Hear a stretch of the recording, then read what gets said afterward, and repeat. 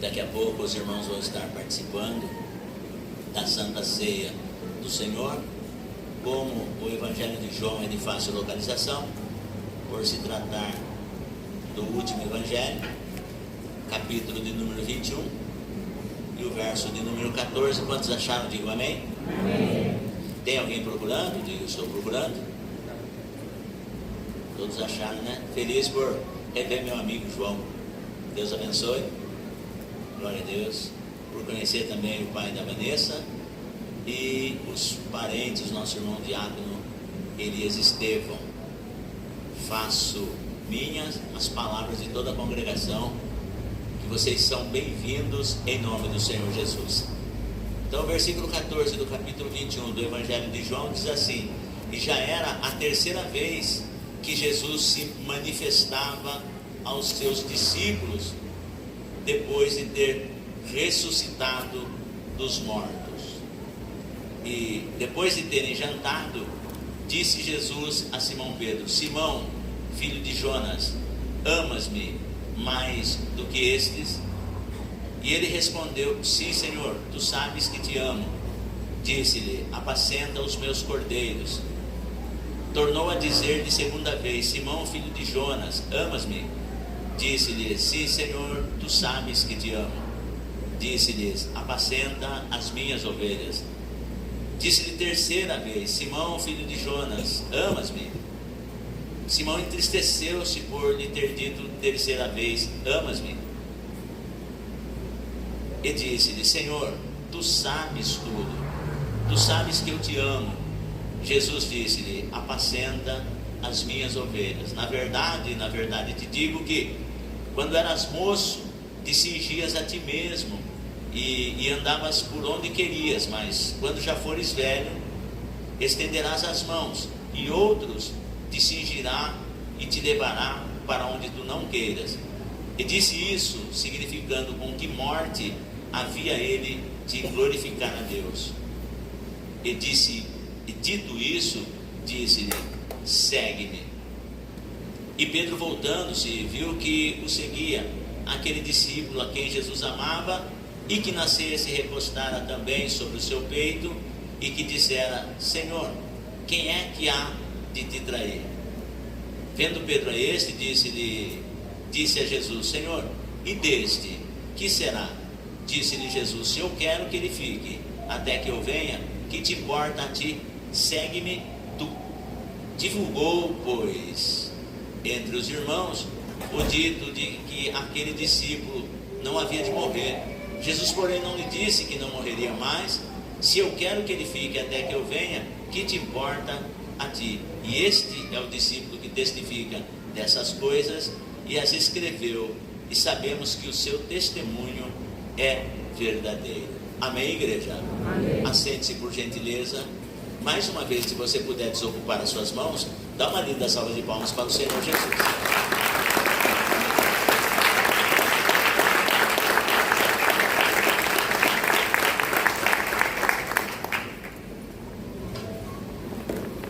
Na verdade, queridos, eu sempre, desde o final do ano passado, eu tenho falado para os irmãos que nós íamos fazer algumas mudanças, mas mudanças essas para melhor, né? E graças a Deus, aquilo que o Espírito de Deus tem colocado no meu coração, eu tenho compartilhado com os obreiros, tenho compartilhado com os membros, e graças a Deus nós estamos cumprindo aquilo que Deus tem colocado nos nossos corações. É exemplo do curso da ETAD, que nós íamos começar, e graças a Deus nós estamos aí a todo vapor.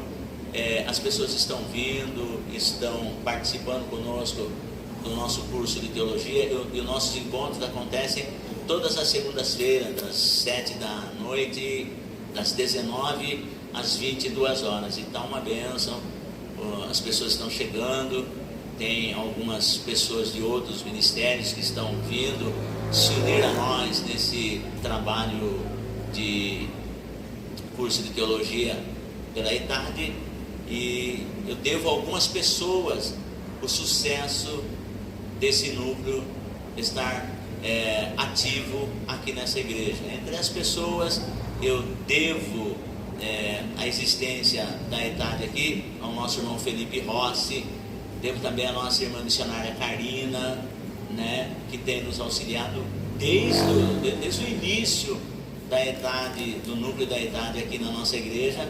Nossa irmã Karina, Felipe Rossi, tem sempre me ajudado e muito. E agora, por último, a nossa irmã Maiara Peron, que tem sido de grande valia, de grande ajuda aqui, para que o nosso núcleo da ETAD aqui funcione muito bem.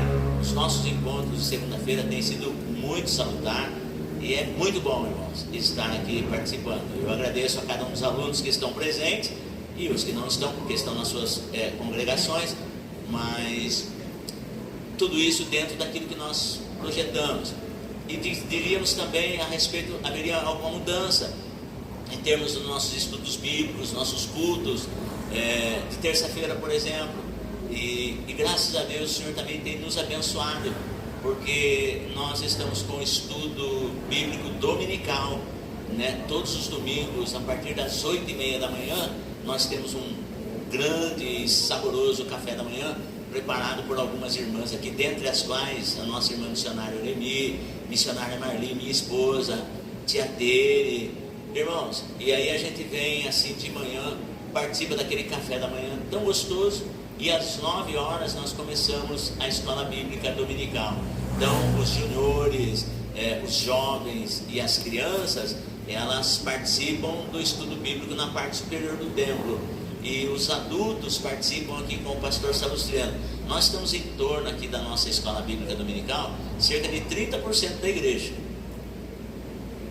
no estudo bíblico nosso.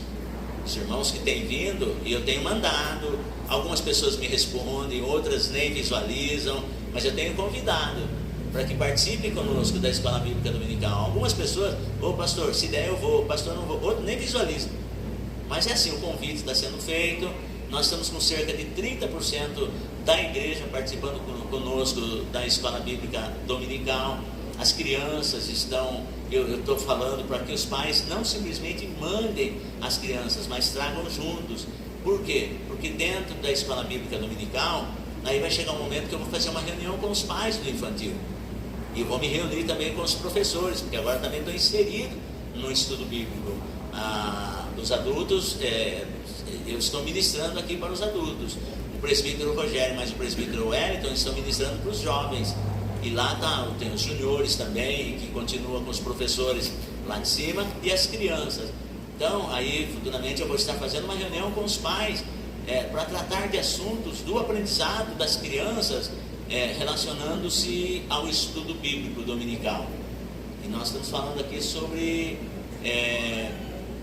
valores eternos. Comecei hoje um material novo, eles também lá em cima começaram hoje, não houve possibilidade de nós concluirmos, porque eu comecei a ministrar mesmo, era 9h30, né? Fiz um apanhado geral com toda a igreja, e depois nós entramos no estudo bíblico. Mas é muito importante, porque nós falamos a respeito de valores, tá?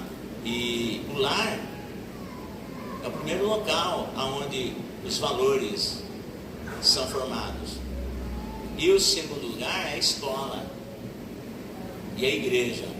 Eu coloco a escola como segundo lugar, baseando-se no tema, porque na escola os nossos filhos, eles passam a maior parte do tempo.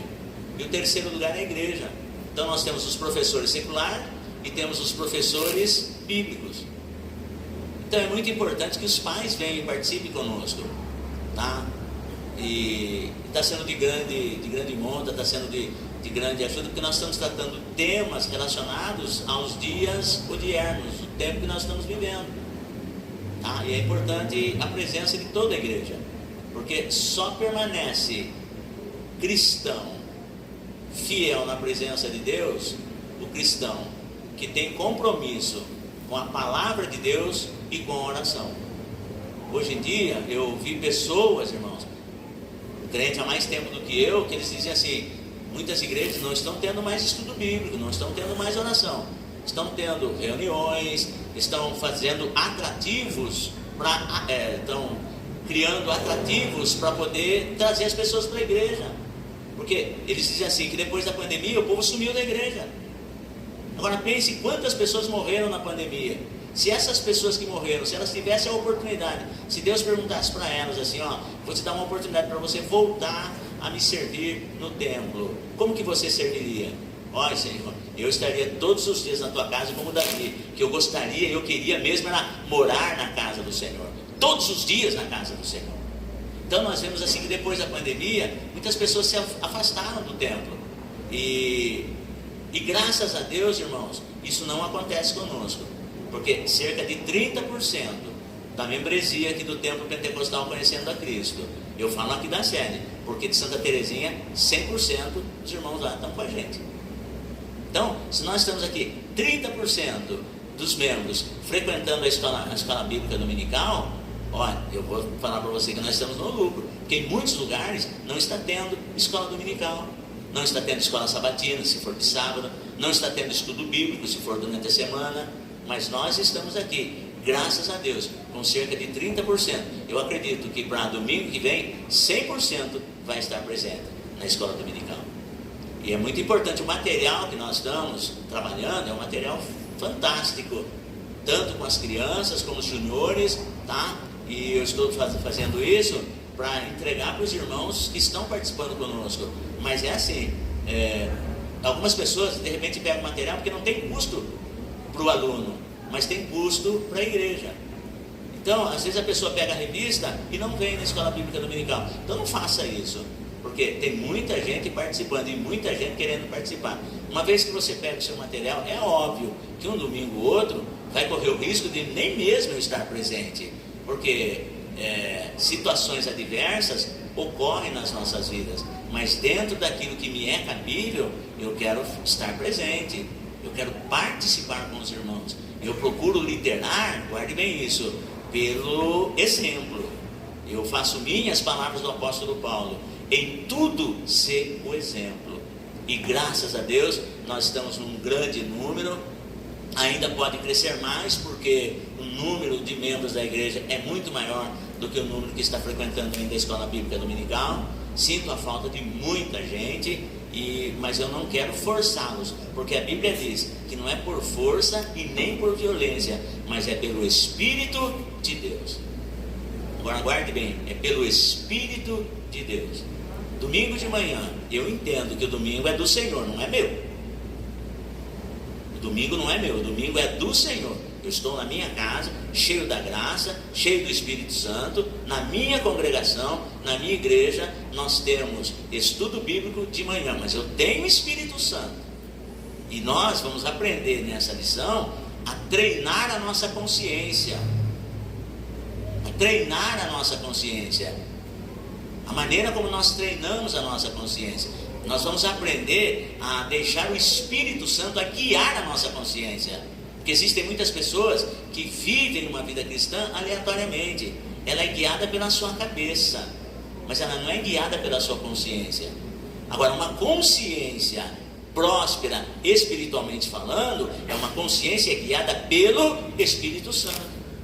Porque quando nós somos sensíveis à voz do Espírito Santo, o Espírito Santo diz assim: olha, o teu pastor está lá, os teus irmãos estão lá, é escola bíblica, estão aprendendo a minha palavra com o meu Espírito Santo, e você não vai? O que é que você diria se o Espírito Santo falasse à sua consciência que nós temos estudo bíblico, se você vai participar ou não? Tem um detalhe, hein? O Espírito Santo, ele não força ninguém, ele não obriga ninguém, mas ele fala com mansidão, procura nos convencer com amor. E entenda bem isso, porque a escola bíblica dominical não é algo facultativo para alguns, mas é um presente de Deus para todo o ministério. E quem vem, irmãos, sai daqui, não é porque é o pastor Salustiano que está ministrando, porque é o presbítero Wellington, porque é o presbítero Rogério, além dos irmãos, das irmãs, das professoras que ministram lá em cima. Não, irmãos, é porque o Espírito Santo se faz presente. Quando termina o estudo bíblico dominical, nós saímos daqui com uma alegria tão grande. Não é assim, irmão Dena? Não é assim, irmã Juliana? A gente sai tão feliz da vida, não é assim, tia Tere? Não é assim, irmã Tere? Não é assim? A gente sai tão feliz, porque quando você faz a vontade de Deus, você sai Alegre por quê? Com a sensação do dever cumprido. Eu cumpri o meu dever com o Senhor, porque eu entendi que o domingo não é meu, eu consagrei o domingo ao Senhor. Por quê? Porque o domingo é do Senhor. Nós não guardamos o sábado, nós guardamos o domingo. Por quê? Nós entendemos que Jesus, ele ressuscitou no domingo, portanto a igreja do Senhor Jesus, ela guarda o domingo. Então, se tem atividade na sua congregação, na sua denominação, faz isso, guarda o domingo, participa do estudo bíblico. E por que nós retomamos o estudo bíblico de domingo? Porque as terças-feiras, para os irmãos também estava muito difícil. Muitos irmãos trabalham, têm as suas dificuldades, mas graças a Deus. E outra mudança que nós estamos fazendo é acerca da consagração. Toda terça-feira, às 8 horas da manhã, tem um grupo de irmãs aí que estamos orando a partir das 8. Das 8 às 9, nós temos uma consagração aqui de manhã. Toda terça-feira, com a nossa irmã missionária Elisete. Faça assim, irmã Elisete. Para quem não sabe, nossa irmã missionária Elisete, ela é nora da nossa irmã missionária Oremi. Ela congregou com nós aqui há algum tempo, esposa do nosso irmão Torel. Torel foi um cooperador nosso aqui por algum tempo, por um bom tempo, nasceu aqui nessa igreja, Deus fez uma obra linda na vida dele. Daí a nossa irmã missionária Elisete congregava aqui conosco, depois migrou-se para outra igreja e hoje ela está de volta aqui conosco. E eu recebi ela de braços abertos porque eu conheço a vida, conheço o caráter da nossa irmã missionária Elisete, e ela está com uma consagração aqui todas as terças-feiras. Então ela não está sozinha, está a missionária Marli, missionária Elisete, missionária Oremi, diaconisa Tatiane, diaconisa Margarete e tia Tere, nossa irmã Tere está aqui orando com a gente. Tem mais alguém? Quem? A irmã Madalena, a irmã Mauri, estão aqui de manhã, porque é a minha cabeça. Então, toda terça-feira, se você tendo condições, venha participar conosco dessa consagração. E tem muito trabalho aí vindo aí, mas eu conto com as suas orações em primeiro momento, e em seguida que você se una a nós, para nós fazermos esse grande trabalho no nome do Senhor Jesus. Amém, povo de Deus? Amém, igreja? Então, irmãos, daqui a pouco nós vamos ministrar a Santa Ceia para você. Mas eu tenho que passar esses avisos, porque muitos irmãos não sabem, que nem eu tenho pessoas aqui pela primeira e segunda vez, como é o caso do seu Edson, né? O pai da nossa irmã Vanessa, os familiares aí do nosso irmão Diácono Elias Estevão, e alguns dos irmãos também que não sabem dos eventos que nós realizamos aqui. Porém, mas olhando para a palavra de Deus, nesse culto de Santa Ceia, eu intitularia essa mensagem como Surpreendidos pelo grande amor de Deus. Como que Deus, ele nos surpreende? Deus, ele tem o maior propósito em fazer grandes obras em nossas vidas, e ele nos surpreende graciosamente pelo seu muito amor que ele nos ama. Esse texto que eu li aqui para os irmãos, no capítulo 21 do Evangelho de João, você vê Jesus agora, ele apresentou-se pela terceira vez aos seus discípulos. E ele apresentou terceira vez depois de ter passado pela morte. Agora, ressuscitado, quando ele ressuscitou, ele não apareceu ao mundo, mas ele apareceu aos seus discípulos. E não apareceu a todos os discípulos, mas apareceu a muitos discípulos. O apóstolo Paulo fala que chega um momento que Jesus apareceu a mais de 500 irmãos. Então, Jesus apareceu não a todos os discípulos, mas a uma grande maioria. E aqui no capítulo 21, nós estamos vendo agora Jesus, depois que ele ressuscitou, Pedro estava bastante preocupado. Porque antes de Jesus ir para a cruz, Jesus falando a respeito de um dos seus discípulos que o trairia, que no caso foi Judas Iscariotes, ele falou: um de vós há de me trair. Foi quando Jesus instituiu a Santa Ceia do Senhor, na última festa da Páscoa, onde dali Jesus seria morto. Então, naquela instituição da Santa Ceia, na última festa da Páscoa, Jesus começou a descortinar, trazer para os discípulos, que muitas das vezes nós nos achamos tão fortões, nós nos achamos tão cheios de nós que nós fracassamos. Então, quando nós nos aproximamos da cruz, nós vemos o quão fracassado nós somos. Mas quando nós continuamos nos aproximando da cruz, nós percebemos também que a especialidade de Deus é transformar fracassados em campeões. Quando nós nos aproximamos da cruz, nós vemos quão fracassado nós somos. Mas quando nós continuamos nos aproximando da cruz, nós vemos que a especialidade de Deus é transformar homens, mulheres fracassadas em campeões, para a glória e honra do nome do Senhor. E nós vemos isso, irmãos, nessa noite de Santa Ceia. É muito importante que você perceba isso, porque Jesus agora, sentado na mesa com os seus discípulos, ele diz assim: não foram 12 quem eu escolhi? Pois bem, um de vocês vai me trair. E os discípulos começaram a entristecer-se, perguntando entre si: quem, Senhor, vai trair o Senhor? Eu?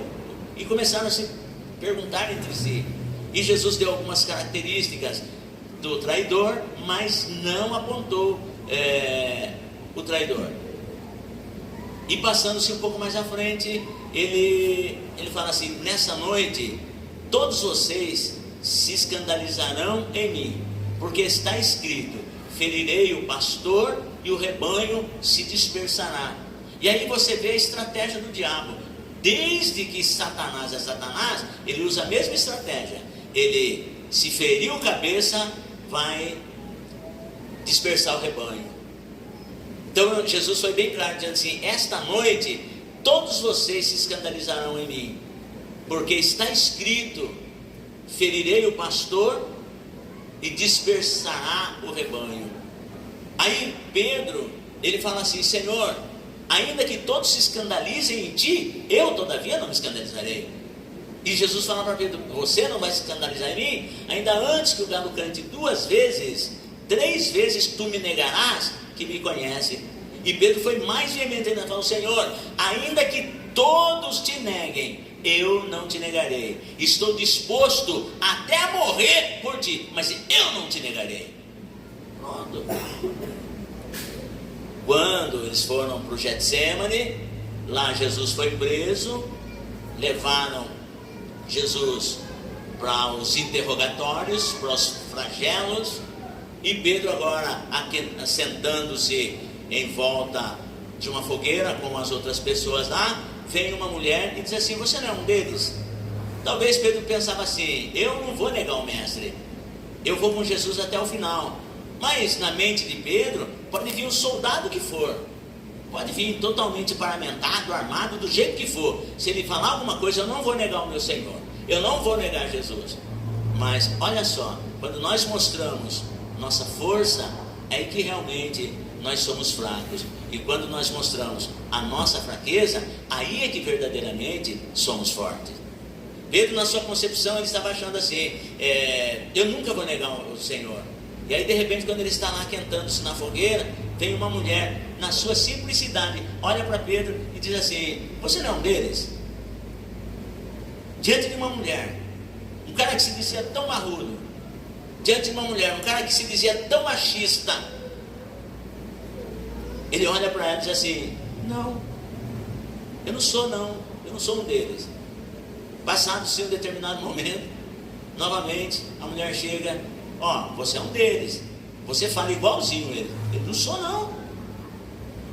Aí terceira vez: eu não sou não. Aí de repente o galo canta. Quando o galo canta, Pedro se lembra das palavras que Jesus disse para ele: ainda antes que o galo cante 2 vezes, 3 vezes tu me negarás que me conhece. Quando Pedro se lembrou desta palavra, ele chorou amargamente. Você se lembra qual foi a última vez que você chorou? Você se lembra? Você consegue ter noção ou lembrança de quando foi a última vez que você chorou? Meu irmão ou minha irmã? Porque são coisas que ficam marcadas na vida da gente, na mente da gente. Olha, a última vez que eu chorei copiosamente, foi porque me aconteceu assim, assim e assim. E aquele dia diz que Pedro chorou amargamente, porque ele se lembrou do que Jesus falou. E principalmente eu, que falei que se todos negassem, eu não ia negar, que se todos se escandalizassem, eu ia com o meu Senhor até o fim. Justamente ele começou a se lembrar daquilo, e ele começou a chorar, e chorou, a Bíblia diz que Pedro chorou amargamente. Chorar faz parte da nossa natureza. Nem sempre, irmãos, as coisas saem da maneira como nós queremos. Às vezes nós fazemos planos, projetamos algo e de repente dá errado. Mas quando brotam as lágrimas, quando nós caímos, quando nós tropeçamos, quando nós nos estatelamos no chão, o maior problema nosso é ficar prostrado. Você pode cair, você pode estar chorando, mas eu venho aqui dizer para você nessa noite, você pode ter fracassado na sua vida, pode estar chorando, pode estar se lamentando, mas eu venho aqui hoje, na presença do Espírito de Deus, dizer para você, não fique prostrado, porque Deus ainda tem uma grande obra a realizar na sua vida. Então nós vemos isso, irmãos, pela palavra. E Pedro, ele chorou amargamente, ficou pensando naquilo. Agora Jesus foi para a sepultura. De repente algumas pessoas começam a falar, ele ressuscitou. Eu fico pensando comigo, como que você reagiria se uma pessoa que você decepcionou ela e você precisa se encontrar com ela novamente? Nós seríamos tomados de vergonha, seríamos tomados de medo, porque essa pessoa ela vai chegar para mim e vai falar todas as verdades que eu não queria ouvir. Então o medo começa a tomar conta. E todos viam Jesus, menos Pedro. Aí quando chega aqui nessa terceira vez que Jesus aparece na praia e espera todo mundo jantar, Pedro estava aqui, espera todo mundo jantar, e Pedro ficava meio receoso, falando, mas o mestre ainda não se dirigiu a mim, ele não falou nada comigo, eu neguei ele 3 vezes, ele até agora não se dirigiu a mim. Comeram, Jesus esperou todos jantarem, depois que todos jantaram, aí Pedro foi se dirigir a Pedro. Se uma pessoa te decepciona, se uma pessoa entristece você, se uma pessoa falha com você, e você tem a sua possibilidade de encontrar com ela, qual é a primeira pergunta que você faz?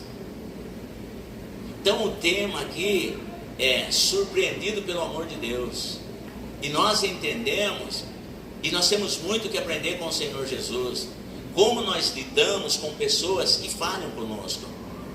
É muito comum, o quanto é importante isso, nós refletirmos o quanto nós estamos longe de seguir o exemplo de Jesus. Que quando as pessoas falham conosco, nós simplesmente viramos as costas para ela. Muitas das vezes nós falamos, eu não quero mais saber de você. Eu perdoo você, mas é você lá e eu aqui. E se você tiver uma oportunidade de conversar com a pessoa referente àquilo que a pessoa te fez, primeira coisa que nós vamos chegar é, por que você fez isso comigo? Você sabe que eu não merecia isso. Você deu mancada comigo. Eu depositei em você toda a confiança. Eu acreditei em você. Eu depositei em você tudo que eu tinha. Você acha que eu merecia ser tratado da maneira como você me tratou? Geralmente nós agimos assim. Como o tema diz, surpreendido pelo amor de Deus ou pelo amor de Jesus, a especialidade de Jesus era surpreender as pessoas. Se você pegar no capítulo 8 do mesmo Evangelho de João, quando aquela mulher foi apanhada no próprio ato em adultério, e vieram os fariseus, os sacerdotes, arrastando aquela mulher talvez pelo cabelo, e Jesus estava lá escrevendo no solo, E eles chegaram, toda aquela multidão com pedras na mão, arrastando aquela mulher, e lança ela no meio, e aponta o dedo para ela e diz assim: mestre, esta mulher foi apanhada em flagrante no adultério, e na lei Moisés manda que as tais sejam apedrejadas. E tu, o que dizes? E Jesus continua escrevendo na areia. Como eles insistissem, Jesus se levanta, endireita e diz assim: aquele que de vós está sem pecado, seja o primeiro a tirar pedra contra essa mulher. E foi saindo um a um, do maior ao menor, e foram todos embora. E Jesus volta e continua escrevendo na areia. Todo mundo estava esperando que Jesus desse um aval para que apedrejasse a mulher, ou endossasse algo para que se tornasse uma pena mais dura ainda. Mas Jesus surpreendeu primeiro a multidão. Eles se retiraram e depois ficou só Jesus e a mulher. Jesus olha para ela e diz assim: mulher, onde estão os teus acusadores? Ninguém te condenou? A mulher olha e diz assim: ninguém, Senhor. Jesus falou: nem eu te condeno. Vai em paz e não peques mais. Aquela mulher foi impactada, foi surpreendida pelo amor de Jesus. No capítulo 4 ainda de João, você vê que os discípulos foram a um determinado lugar comprar comida. Jesus tinha que passar pelo meio de Samaria. Era necessário passar por Samaria. E ele chega até a beira de um poço, do poço de Jacó.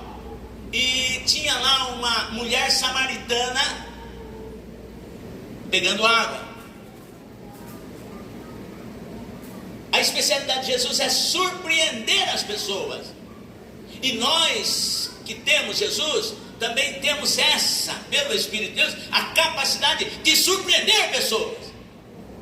Porque Jesus diz assim: ó, se alguém te ferir uma face, oferece também a outra. A melhor coisa, a coisa mais simples a fazer é quando alguém bate de frente com você, você bate de frente também. Alguém te xinga, você xinga também. No trânsito alguém te fecha, você fecha também. Na escola alguém vem para cima de você, você revida.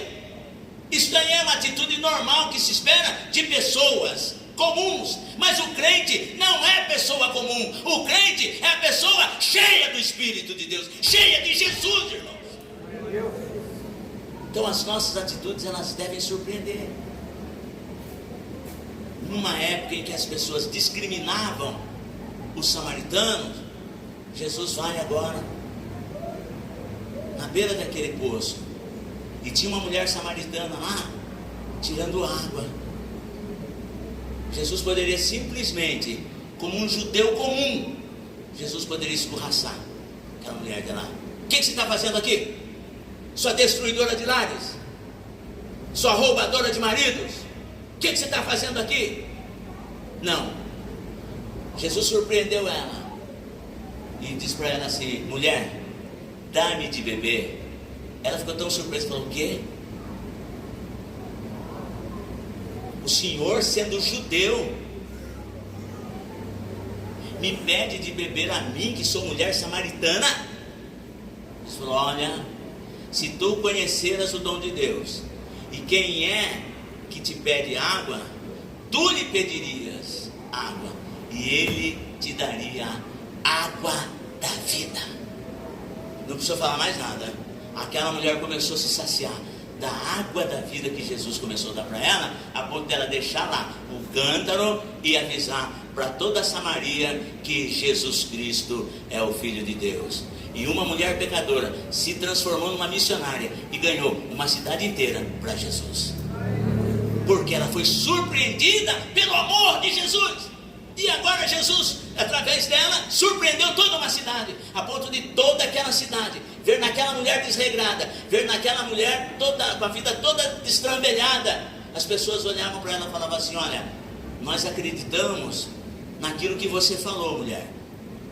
Por isso que nós viemos até aqui, Jesus, até onde Jesus está. Mas agora, nós não estamos aqui porque você falou, é porque nós mesmos vimos e ouvimos que Ele é o Cristo de Deus. Uma cidade inteira chegou aos pés de Jesus por uma mulher pecadora, porque foi surpreendida pelo amor de Jesus. E agora, capítulo 21, eu vou encerrar. Jesus agora se dirige a Pedro. O que é que você faria se um amigo seu, na condição de Pedro, covardemente negasse que conhecesse você? Primeira coisa que você chegaria aí, Pedro, assim que você ia me amar, né? Ia dar sua vida por mim, né? Me negou na frente das pessoas. Mas Jesus chega para ele, primeira pergunta que Jesus faz: Simão, filho de Jonas, você me ama mais do que esses? Você ama mais a mim do que você ama estes? Jesus está perguntando para ele do verbo grego agapau, significa o amor sacrificial. Jesus falou: você me ama mais do que estes? Por quê? Porque lá atrás Pedro falou assim: Senhor, ainda que todos estes te abandonem, ainda que todos estes te neguem, eu todavia não te negarei. E agora Jesus fala: Simão, filho de Jonas, você me ama mais do que ama estes? E Simão fala: Senhor, eu amo. Senhor, eu te amo. Jesus pergunta no verbo grego agapau. Pedro responde no verbo grego filéu. Olha que coisa. Olha que coisa. Jesus pergunta: você me ama sacrificialmente? O amor ágape, o amor de Deus. Pedro responde com amor filéu: Senhor, eu tenho pelo Senhor uma grande consideração. E Jesus volta no mesmo verbo: Simão, filho de Jonas, você me ama sacrificialmente? E Pedro, do mesmo jeito, ele responde com o verbo filéu, o amor de um amigo, um amor de consideração. Senhor, eu te amo. A primeira vez Jesus falou assim: então apacenta os meus cordeiros. A segunda vez o filéu: apacenta as minhas ovelhas. Aí na terceira vez Jesus responde: Simão, filho de Jonas, tu me amas com esse amor filéu? E Pedro se entristece, porque pela terceira vez Jesus pergunta para ele: tu me amas? Mas a última vez Jesus falando assim, com esse amor filéu, Jesus se igualou. Jesus viu que Simão Pedro não tinha condições de se igualar ao amor de Jesus. E o amor de Jesus é tão tremendo que surpreendeu Simão Pedro de uma tal maneira que Jesus se igualou a ele. Tá bom, se você consegue me amar com esse amor filéu, mas apacenta as minhas ovelhas. Jesus igualou-se a Pedro. Ele igualou-se a Pedro. Falou: se você me ama, então apacenta as minhas ovelhas. E eu vejo que ser surpreendido pelo amor de Deus, o amor de Deus, primeiro, a grandeza do amor de Deus é o amor que perdoa. Porque Jesus, quando chegou para Simão Pedro, Jesus não chegou para condená-lo, Jesus chegou para perdoar. Eu não sei o tamanho do seu pecado, eu não sei qual é o tamanho da sua ofensa diante de Deus, mas o Senhor não me trouxe aqui, não mandou essa palavra para condenar você, mas para perdoar todos os seus pecados. Sabe por quê? Porque o seu pecado não é maior do que o amor de Deus por você. Talvez o diabo comece a acusar você: para você não tem mais jeito, você pecou nisso, você pecou naquilo. Mas eu venho aqui dizer para você que o amor de Deus é maior que os seus pecados, porque Deus te amou de tal maneira que deu seu Filho unigênito, para que todo aquele que nele crê não pereça, mas tenha vida eterna. Esse é o amor de Deus. Jesus te ama, o amor dele é maior que os meus e os seus pecados. Então, o grande amor de Deus, ele traz o perdão. O grande amor de Deus, ele cura a alma. Porque Simão Pedro estava muito triste. O pecado, irmão, ele entristece a nossa alma. E quando Jesus chega para ele: você me ama? E Jesus começou a restaurar a alma de Simão Pedro.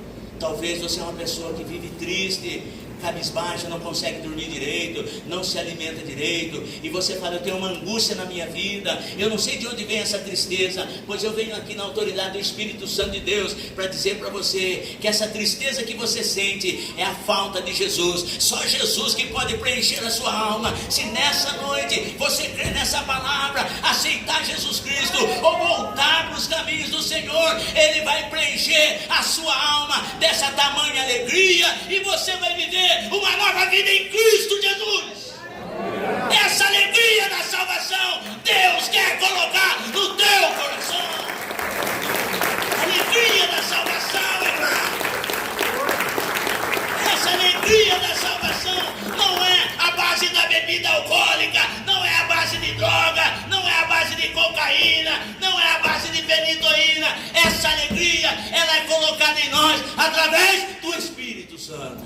Glória a Deus. E eu estou pregando para alguém aqui hoje que precisa dessa alegria, como aquela mulher que estava na beira do poço lá. Senhor, me dá sempre dessa água, para que eu não venha mais aqui buscar água nesse poço. Deus está colocando essa alegria no seu coração hoje, para que você não vá mais no poço de Jacó. Aonde que é o poço de Jacó, pastor? É o boteco da esquina, é a biqueira mais próxima da sua casa. Deus não quer que você vá no poço de Jacó, mas Ele quer que você aqui se alimente da água da vida. O que eu devo fazer, pastor? Primeiro passo, você tem que aceitar Jesus Cristo como seu único e suficiente Salvador e Senhor. Mas como pastor, você deve aceitar esse Jesus. Você precisa aceitar esse Jesus, porque Ele começa a curar a sua alma, Ele começa a libertar você. O Espírito de Deus, Ele revela, irmão, que existem pessoas que têm força para muita coisa, mas quando chega diante, eu era assim, mais de 30 anos fui escravo do vício, tinha força para muita coisa, tinha força para levantar de manhã para trabalhar, tinha força para cuidar da minha família, tinha força para assumir compromissos, mas quando chegava diante do álcool, eu era um derrotado. Chegava no final da tarde, eu tinha que me curvar diante de uma garrafa de cachaça. Mas um dia, a alegria da salvação me alcançou, Jesus me alcançou e me libertou. Fazem 28 anos que eu estou pregando que Jesus é que salva e que nos dá alegria. Essa alegria está sendo oferecida para você hoje, mas você precisa querer. Como que eu faço, pastor? Eu tenho medo de eu aceitar Jesus e não conseguir. É Ele que vai fazer a obra. Se pois o Filho vos libertar, verdadeiramente sereis livres. Jesus quer te libertar, porque o grande amor de Deus, Ele cura a alma, mas também Ele restaura a sua vida. Pedro estava desacreditado, ninguém acreditava mais nele. Ah, Pedro, imagine o círculo de amigos de Pedro: Tiago, João, Tomé. Imagine. Ah, Pedro, você pensa que eu não vi lá na mesa lá, você batendo no peito, dizendo que não ia trair o seu mestre, que não ia negar o seu mestre? Ah, rapaz, ninguém acredita mais em você não. Você é um cara que fala e não cumpre. Você é medroso, você é igualzinho nós. Pedro já tinha perdido a credibilidade. E chega um momento das nossas vidas, por conta de muitas coisas que nós fazemos, nós perdemos a credibilidade na sociedade. Muitas das vezes perdemos a credibilidade dentro da nossa casa, perdemos a credibilidade. Mas eu venho aqui, irmão, dizer que o grande amor de Jesus, Ele devolve a dignidade humana. Jesus devolve a dignidade humana. Conheci muitas pessoas na sarjeta, nos faróis, pedindo mais uma vez, que levantaram a mão, que aceitaram Jesus e vieram para a igreja. Hoje são ministros, pregadores da palavra de Deus. Então é isso que Deus quer fazer na sua vida. Ele restaurou a vida de Pedro. Ele, palestrando com Pedro, esperou Pedro se alimentar primeiro. Jesus é tão sábio, tão educado. E você, quando tem algum assunto para tratar dentro da sua casa, com a sua família, espera todo mundo se alimentar. Enche a barriga do povo primeiro, porque de barriga cheia é muito melhor. Jesus esperou os discípulos se alimentarem. Depois Ele começou a palestrar com Pedro e restaurou a vida de Pedro. Quantas pessoas precisam ter as suas vidas financeiras restauradas, suas vidas conjugal restauradas? a sua vida pessoal restaurada, porque muitas das vezes já perdeu a credibilidade. Mas quando nós nos aproximamos de Jesus, nós alcançamos essa restauração, porque o grande amor de Jesus, ele também nos capacita para enfrentar momentos difíceis. É isso que Jesus falou aqui para Pedro. Na verdade, eu te digo que quando você era jovem, você se vestia, você ia aonde você queria, mas vai chegar um dia, Pedro, que você vai ser mais velho, você não vai ter toda essa agilidade que você tem, e vão te tomar pela mão e vão te levar para onde você não queira ir. O grande amor de Deus, guarde bem isso que eu estou falando para você. Enquanto você está aí saudável, enquanto você pode, faz a obra de Deus, busque a presença do Espírito Santo, não deixa o comodismo, não deixa a preguiça, não deixa o mundo, não deixe nada impedir você trabalhar na obra de Deus, porque o grande amor de Deus, ele prepara você para os momentos difíceis, e quando você tiver que passar pelo leito da enfermidade, até no leito de enfermidade, Deus vai usar você para curar. Não deixe o comodismo tomar conta da sua vida, porque o grande amor de Deus, ele nos prepara para tempos difíceis. Paulo disse para Timóteo: pregue a minha palavra a tempo e fora de tempo. Enquanto eu estou caminhando, eu estou pregando. Enquanto eu estou andando e falando, eu estou pregando. Mas talvez dias difíceis vai chegar na minha vida, e eu vou dizer: Pai, até quando eu pude eu cuidar das suas coisas, eu cuidei. E quando eu chegar lá, o Senhor falou: agora quem vai cuidar de você sou eu. Eliseu cuidou das coisas do Senhor, mas quando chegou o momento, ele passou pelo vale da enfermidade, não pôde mais fazer a obra de Deus, e Deus usou a vida dele para profetizar. Quando Eliseu desceu para a sepultura, o grande amor de Eliseu, o grande amor de Deus na vida de Eliseu, permitiu que mesmo os restos mortais de Eliseu na sepultura ressuscitassem mortos. Então não deixa que nada interfira na sua obra com Deus, porque o grande amor de Deus, ele te prepara para os dias difíceis, que não serão poucos na minha vida e na sua vida. Mas mesmo quando os dias difíceis vierem, Deus, ele está conosco. Sabe por quê? Porque ele te ama, ele nos ama. E na Santa Ceia nós aprendemos isso. Por que nós estamos aqui? Porque o amor de Deus nos alcançou. E um dia nós aceitamos a Jesus, passamos pelas águas do Santo Batismo, e religiosamente, todo primeiro dia do mês, nós participamos dessa grande festa, que é a Santa Ceia do Senhor. Porque quando nós participamos da Santa Ceia do Senhor, no caso do Leonardo, hoje é a primeira Santa Ceia dele. Porque quando nós participamos da Santa Ceia, nós declaramos o nosso grande amor por Jesus Cristo. Amém, igreja? Amém. Levante a sua mão. Diga assim: nessa noite, eu declaro o meu amor, o meu serviço, o meu sacrifício em favor do reino de Deus. Porque com seu grande amor, com que me amou, deu o seu Filho unigênito, para que eu não perecesse, mas tenha a vida eterna. Diga assim: eu, em gratidão, ofereço ao Senhor esse culto racional de Santa Ceia, em nome do Senhor Jesus. Amém, igreja? Você pode aplaudir o nome do Senhor Jesus bem forte.